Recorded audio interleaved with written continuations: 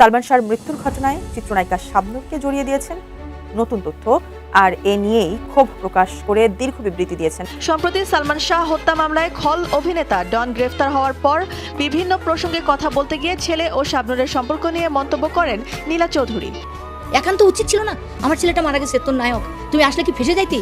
কারণ তাদের ভিতরে আমার এখন প্রশ্ন, এবং এখন আমি কোর্টে জিজ্ঞেস করবো কেন তারা আসেনি, এটা জবানবন্দিটা তারা কোর্টে এসে দেয়। তবে কি এবার সালমান শাহ হত্যাকাণ্ডে জড়িত থাকার কারণে গ্রেফতারের মুখে পড়তে যাচ্ছেন চিত্রনায়িকা শাবনূর? দীর্ঘ ৩০ বছর পর সালমান শাহ হত্যাকাণ্ডে অনেক চাঞ্চল্যকর তথ্য উঠে এসেছে। একদিকে সালমান শাহের মা দাবি করছেন এই হত্যাকাণ্ডের সাথে অবশ্যই চিত্রনায়িকা শাবনূর জড়িত। অন্যদিকে সালমান শাহ হত্যাকাণ্ডের রাজসাক্ষী রিজভী আহমেদ এক ভিডিও বার্তায় বলেছেন শাবনূরের কথা। তাদের এমন বিস্ফোরক তথ্যে সোশ্যাল মিডিয়ায় গুঞ্জন উঠেছে, তবে কি কাঠগড়ায় দাঁড়াতে হবে শাবনূরকে? মা চলে গেছে, শাবনূর যেন কি বলছে রাগ হয়ে 54 এ সন্দেহভাজন হিসেবে কি শাবনূরকে ডাকতে পারে না? সালমান শাহ হত্যাকাণ্ডের কারণে আশরাফুল হক ডনকে গ্রেফতার করার পরপরই এই হত্যাকাণ্ডের অনেক গোপন রহস্য প্রকাশ পেতে শুরু করেছে। আজকে শাবনূর, তুমি আমার সাথে আমার মেয়ের মতন ছিলা। অনেক সময় মেকআপের প্রবলেম, এটা প্রবলেম, আমার ছেলে বলতো, আমি বলে দিতাম তুমি তোমার মাকে নিয়ে তো আসতে পারতা, তুমি যদি জড়িত না হও। কিন্তু আমরা তো পরে আলামত টের পেয়েছি যে তুমি আজিজ মোহাম্মদ ভাইয়ের জন্য মৌসুমী কেউই আসেনি, কারণ আজিজ মোহাম্মদ ভাইয়ের আন্ডারে ছিল সবাই। 90 দশকের চলচ্চিত্রে সালমান ও শাবনূর জুটি ছিলেন কোটি তরুণ তরুণীর স্বপ্নের আইকন।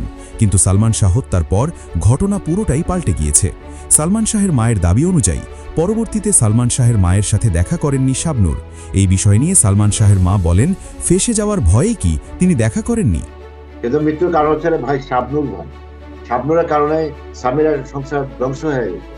তবে শাবনূরকে নিয়ে সালমান শাহের মায়ের এই বক্তব্যের পর তাকে দোষী সাব্যস্ত করেছেন সালমান হত্যাকাণ্ডের রাজসাক্ষী নিজেও। তবে 1997 সালে তিনি সালমান শাহকে হত্যা করা হয়েছে বলে স্বীকার করলেও পরবর্তীতে তিনি এখন স্বীকার করেন সালমান শাহ আত্মহত্যা করেছেন। তাই তার এমন বক্তব্য পরিবর্তনের বিষয়টি তুলে ধরে সোশ্যাল মিডিয়ায় রিজভী আহমেদকে কড়া সমালোচনা করা হয়েছে। রিজভীর এসব সাক্ষাৎকারে শাবনূরকে জড়িয়ে নানা ভিত্তিহীন ও পরস্পর বিরোধী বক্তব্য আসার পরে তীব্র প্রতিবাদ জানান এই চিত্রনায়িকা। রিজভীর গালগল্প ও অসত্য বয়ান শিরোনামে দীর্ঘ এক ফেসবুক বার্তায় শাবনূর তুলে ধরেছেন রিজভীর নানা অসঙ্গতি।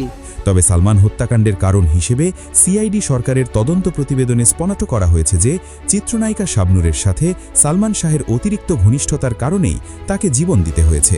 আর এই হত্যাকাণ্ড ঘটিয়েছেন সালমান শাহের স্ত্রী সামিরা এবং আশরাফুল হক ডন সহ আরও অনেকে।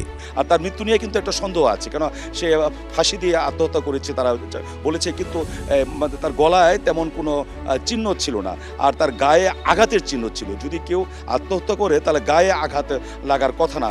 তবে এসব আসামির মধ্যে ডন গ্রেফতার হওয়ার পর সালমান ভক্তরা দাবি জানিয়েছেন এই হত্যাকাণ্ডের সাথে যারা জড়িত তাদের সবাইকে যেন দ্রুত আইনের আওতায় আনা হয়। এবার যেন তারা কোনো আইনি ফাঁকফোকর দিয়ে বেরিয়ে যেতে না পারেন, এবং এই ঘটনার সাথে শাবনূর কতটুকু জড়িত তা যেন সুষ্ঠুভাবে তদন্ত করা হয়। সালমান শাহ হত্যাকাণ্ডের কারণ এবং কিভাবে তা ঘটেছিল এই বিষয় নিয়ে কথা বলেছেন অনেকেই। চলুন সেসব দেখে আসি। দেখেন, আমাদের সালমান শাহ আমার সিনেমার মানুষ, আহারে কোথায় পাই তাহারে। হ্যাঁ, একটা ছবির সম্পর্ক আমার সাথে, এই ঘর এই সংসার। আপনারা অনেকেই দেখছেন, আমার মনে হয় বাংলাদেশের এই যে যতগুলা চ্যানেল আছে সব চ্যানেলেই একবার না দুইবার না ভাই, আমার মনে হয় 50 বার চলছে এই পর্যন্ত। প্রত্যেকটা চ্যানেলে বহুবার চলছে এই ঘর এই সংসার। যারা দেখেন নাই তারা দেখবেন, হ্যাঁ, না দেখলে মিস করবেন। যাই হোক, ওই ছবি করতে যেয়ে প্রথম দিনই তার সাথে আমার একটা ঘটনা ঘটছিল, যেটা পরে আমি জানতে পারছি। কাজ করছি আজকে একজন সত্যিকারের পরিচালকের সাথে কাজ করলাম, যে পরিচালক আমাকে বকা দিল, আমার চোখের পানি ঝরলো, কিন্তু তার প্রতি রইল আমার শ্রদ্ধা। দেখেন, চোখের পানি ঝরছে, তারপরও আমার প্রতি শ্রদ্ধা। ওই ডায়েরিটা কিন্তু এখনো আছে, আমার মনে হয় পুলিশের কাছে আছে। যাই হোক, কেন ও চোখের পানি ঝরালো এই গল্পটা এর আগেও আমি করছি, যখন আমি সিনেমা নিয়ে কন্টেন্ট বানাইতাম তখন এই আলাপটা করছি। কিন্তু ইদানিং যারা আমাকে ফলো করেন ওনারা নিশ্চয়ই ওই কন্টেন্টটা দেখেন নাই, ওনাদের জন্য বলতেছি। সেদিন ছিল এই ঘর এই সংসার ছবির প্রথম শুটিং, আর এই শুটিংটা ছিল ওই যে ধানমন্ডির ওই সাইডে, জায়গাটার নাম ভুলে গেলাম, পিলখানার সাথে, যেখানে গরুর চামড়া জমায় রাখে, খুব দুর্গন্ধ হয় ওইখানে একটা কেউ অর্ধেক পেমেন্ট নিত, পরে অর্ধেক নিত।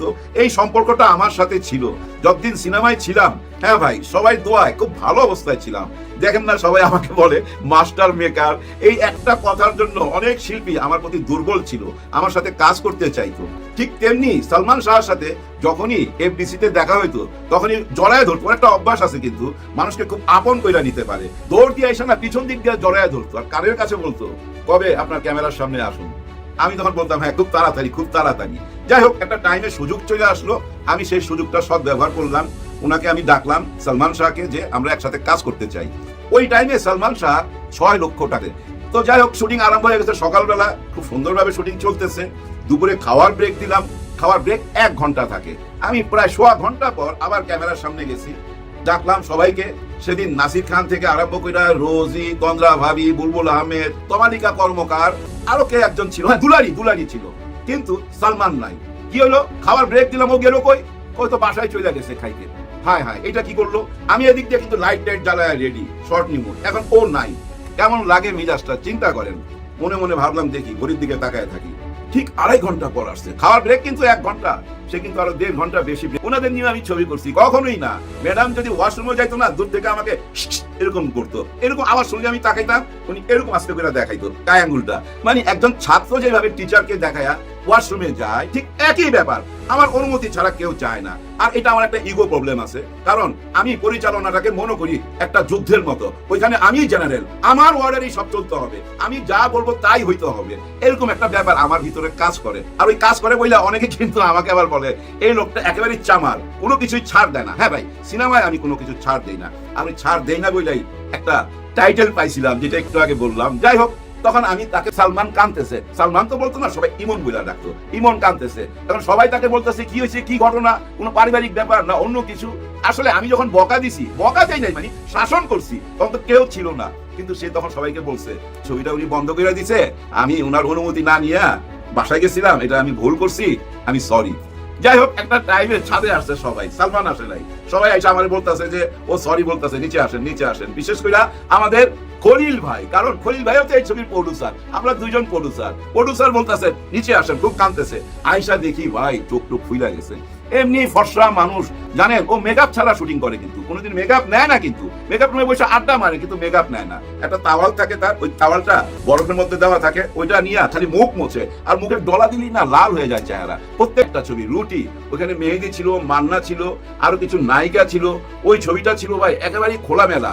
এনায়েত করিম ছিল পরিচালক, আর আমার ছবিটা ছিল টোটাল সোশ্যাল ইমেজের একটা ছবি, যে ছবিটা ঘর সংসার নিয়ে, যার জন্য ছবির নাম এই ঘর এই সংসার। যাই হোক, ছবিটা রিলিজের পর তেমন ফলাফল না পাইলো, 1 মাস পর এই ছবিটা আবার পিক নিল, মানে আলোচনার শীর্ষে চলে আসলো। কিন্তু কেন? এই যে 1 মাসের কথা বললাম, এই 1 মাসের একদিন আগের ঘটনা বলি। এবার সকালে ঘুম থেকে উঠা শুনি সালমান শাহ নাই পৃথিবীতে। কি হয়েছে? ও আপ ডাবিং থিয়েটারের সামনেই দেখবেন ঝর্ণা স্পট, আর ওই ঝর্ণা স্পটের গেটটার মধ্যে আমি, বাদল খন্দকার, আরো অনেকেই ছিল, আমাদের সমবয়সী যারা পরিচালক অনেকেই ছিল। তবে বাদল খন্দকারের সাথে সালমান শাহ একটু ডিপ রিলেশন ছিল। হঠাৎ দেখলাম সালমান বাদল খন্দকারকে ডাক দিল একটুখানি দূরে, আমার সাথে হাই হ্যালো হয়ে গেল, কিন্তু সালাম দোয়া হয়ে গেছে দূর থেকেই। আর বাদল খন্দকারকে জায়গা বলতেছে কি হলো, টাকা কই, এরকম আঙুল দিয়ে দেখাইতেছে। আবার বাদল বলতেছে যে শিডিউল কই। হয়তো কোনো একটা ছবি নিয়ে তাদের মধ্যে আলোচনা হয়েছে, ওই কারণে বাদল খন্দকার শিডিউল চাইতেছে আর ওর টাকা চাইতেছে, দুজনে মজা করতেছে। একটা টাইমে দেখলাম বাদল খন্দকার